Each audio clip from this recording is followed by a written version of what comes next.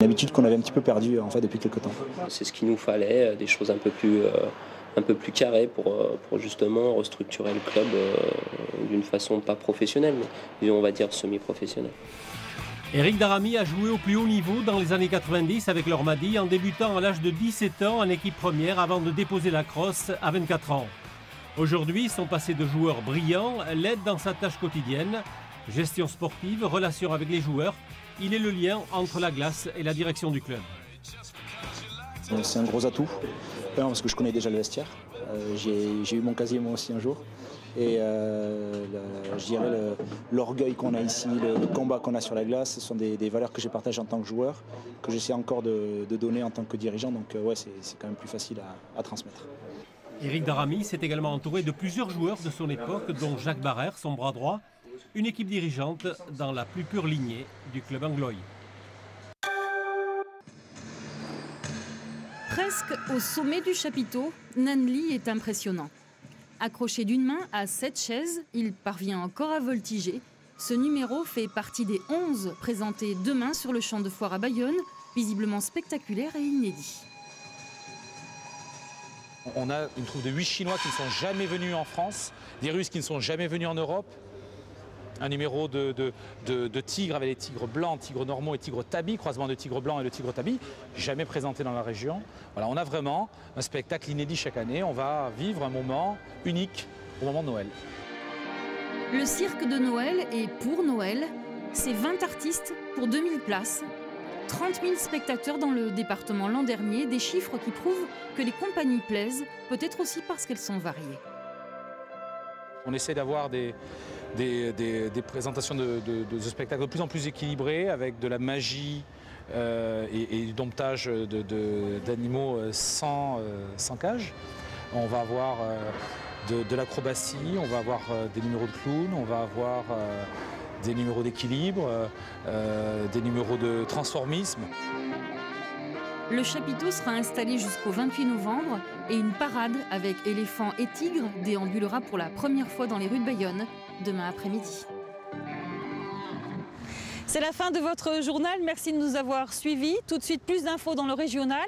Un point météo avec encore de la pluie. Bonne soirée et à lundi.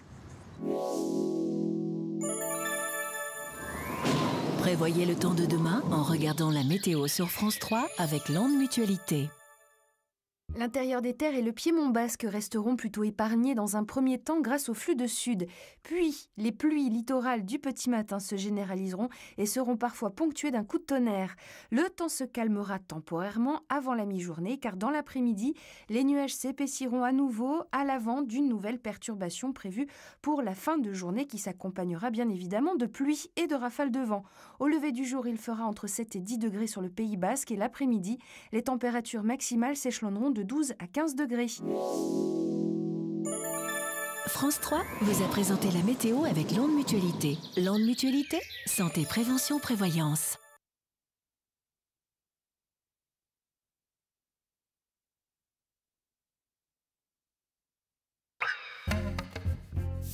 Pour la corrida goyesque millésime 2010, une œuvre aussi spectaculaire qu'éphémère a servi de décor aux parades et chorégraphies des toreros. A mano, El Rulli Juan Bautista et les ovations d'un public conquis. Que vous soyez picador, torero ou aficionado, Signe du Taureau se pique de vous distraire demain à 16h20 sur France 3.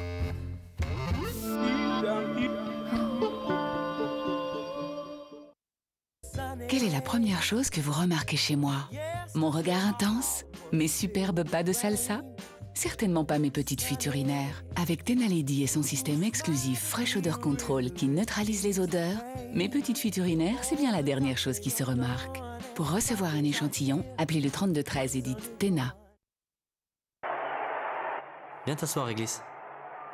Réglisse, je regarde le match. Mais arrête. Mais c'est déjà l'heure du dîner. Les terrines Whiskas sont un repas complet, fait avec des viandes fraîches. Comment reprocher aux chats d'être aussi impatients? Les chats savent réclamer Whiskas. Et les chats savent combien les irrésistibles de Whiskas sont délicieusement croquants. J'ai fumé pendant 40 ans et à ce jour, j'ai arrêté. chose que j'ai réussi grâce à ce médecin, plus tous les gens avec qui j'étais entouré. Votre médecin peut vous apporter des solutions adaptées. Ou allez sur le site prévention-tabac.com. Novalgic, du nouveau pour vos articulations. À l'extrait de krill 100% d'origine naturelle, Novalgic contribue au confort de vos articulations sensibles à partir du 7e jour. Demandez Novalgic à votre pharmacien. Voilà, papa. Papa, maman m'a dit que t'as un cœur en pleine forme. En pleine forme. On va voir ça. Et c'est tout vu. Un peu de sport et des oméga 3 bons pour mon cœur. Il adore son Saint-Hubert oméga 3. Saint-Hubert oméga 3, bon pour le cœur, bon pour la vie.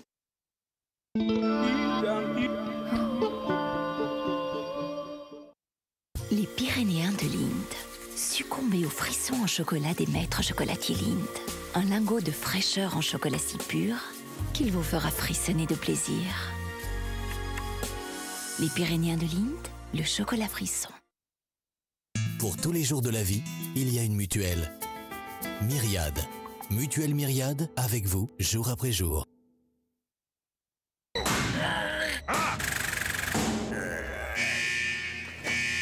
Certifié. Porte blindée, Torchman Métal, la résistance certifiée. Vous allongez les bras pour lire?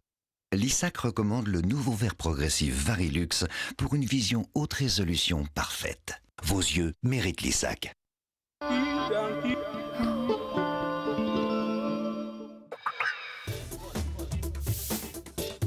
Alors que les élections américaines à mi-mandat donnent une très large avance aux Républicains, Joel Maybury, nouveau consul des États-Unis à Bordeaux, est l'invité de La Voix est libre. L'ancien journaliste, nommé par Barack Obama, nous livrera sa version de la situation. La Voix est libre reçoit Joel Maybury demain à 11h30 sur France 3. Retrouvez le sens de la Terre en regardant la météo sur France 3 avec les jardineries Maïsadour.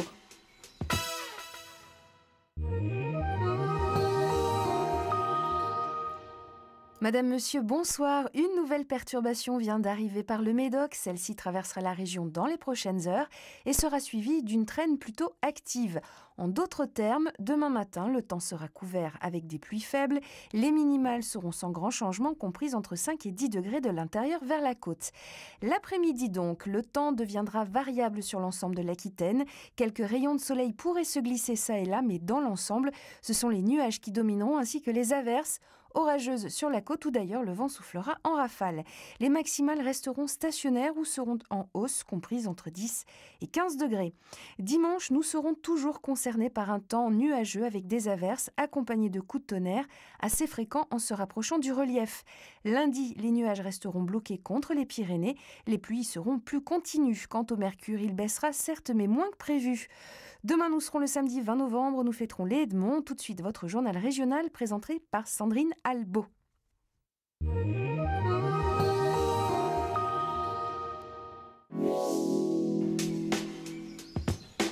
C'était la météo sur France 3 avec les jardineries Maïsadour.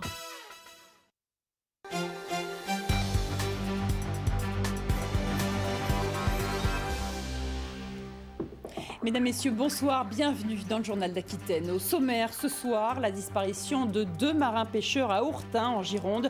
Leur navire a chaviré la nuit dernière. 2 hommes ont réussi à s'en sortir, 2 autres sont portés disparus. Leurs chances de survie sont infimes. Les autorités ont décidé de suspendre les recherches en mer cet après-midi. Un mouvement social chez Hermès en Dordogne, une grande première dans ce groupe de luxe. Devant les énormes bénéfices du groupe cette année, les petites mains réclament des hausses de salaire. Et puis nous parlerons de Johnny Hallyday en fin de journal. Le Bordelais Jean-François Brieux vient de sortir un nouvel ouvrage consacré à l'artiste, une sélection de une de magazine qui retrace ses 50 ans de carrière. Les recherches ont été suspendues à Ourtin, sur la côte girondine, où 2 marins-pêcheurs sont toujours portés disparus ce soir. Leur navire a chaviré la nuit dernière. Il était amarré tout près du rivage quand une vague l'a retourné. 2 hommes ont réussi à s'en sortir à la nage. Reste peu d'espoir pour les 2 autres marins dans une eau à 11 degrés. Jean-François Meckel, Michel Bouillet. Salement abîmé, le vent divin est venu s'échouer sur la plage au petit matin. Selon les premiers témoignages, les 4 marins avaient mis le bateau au mouillage à plus de 3000 au large et posé leur filet. Ils dormaient quand leur ancrage a sans doute cédé, provoquant le naufrage. Les 4 membres d'équipage ont alors été jetés à la mer. 3 ont rejoint le bord. Sur les 3 qui ont rejoint le bord, une est décédée sur la plage. Ses 2 collègues ont essayé de le ramener à la vie et donc ont fait le choix de le tirer au sec et de partir chercher du secours. Malheureusement, le corps qui avait été tiré au sec était reparti à la mer parce que la mer montait jusqu'à 3 h du matin. D'importants moyens ont aussitôt été mis en œuvre dès le milieu de la nuit pour tenter de localiser les 2 disparus. Hélicoptère de la marine, relayé par celui de la sécurité civile, vedette de la SNSM et bateau de pêche qui se trouvaient sur la zone. La nuit était sombre. Il a fallu, en fait, c'était la recherche dans le noir absolu, avec les quelques indications données par les 2 marins qui ont réussi à regagner la plage. Les 2 disparus sont âgés d'une trentaine d'années, avec des enfants en bas âge. Les 2 rescapés, très choqués psychologiquement, ont quitté la polyclinique de l'Espar dans l'après-midi. L'un des 2 avait perdu son frère dans le naufrage d'un chalutier d'Arcachon, la Paix du Ciel, au même endroit il y a 4 ans. 2 jeunes marins avaient alors péri. Arcachon est encore éprouvé, le monde maritime est éprouvé. On a une pensée pour les familles, pour l'armateur. On espère quand même retrouver ces 2 marins disparus. C'est encore un coup malheureux qui arrive. Les recherches ont été stoppées dès 14 h. Il faut attendre maintenant que l'océan restitue les corps. La remise à flot du bateau échoué, vidé de tous ses liquides polluants, attendra de plus fortes marées.